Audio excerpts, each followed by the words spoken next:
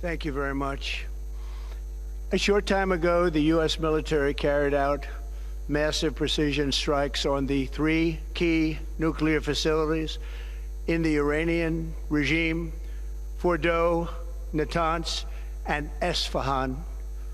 Everybody heard those names for years as they built this horribly destructive enterprise. Our objective was the destruction of Iran's nuclear enrichment capacity and a stop to the nuclear threat posed by the world's #1 state sponsor of terror. Tonight, I can report to the world that the strikes were a spectacular military success. Iran's key nuclear enrichment facilities have been completely and totally obliterated. Iran, the bully of the Middle East, must now make peace. If they do not, future attacks will be far greater and a lot easier. For 40 years, Iran has been saying death to America, death to Israel.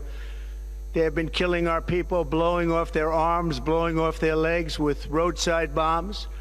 That was their specialty. We lost over 1,000 people, and hundreds of thousands throughout the Middle East and around the world have died as a direct result of their hate. In particular, so many were killed by their general, Qasem Soleimani.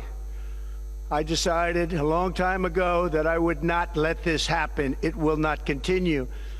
I want to thank and congratulate Prime Minister Bibi Netanyahu. We worked as a team like perhaps no team has ever worked before. And we've gone a long way to erasing this horrible threat to Israel. I want to thank the Israeli military for the wonderful job they've done. And most importantly, I want to congratulate the great American patriots who flew those magnificent machines tonight, and all of the United States military on an operation the likes of which the world has not seen in many, many decades. Hopefully, we will no longer need their services in this capacity. I hope that's so.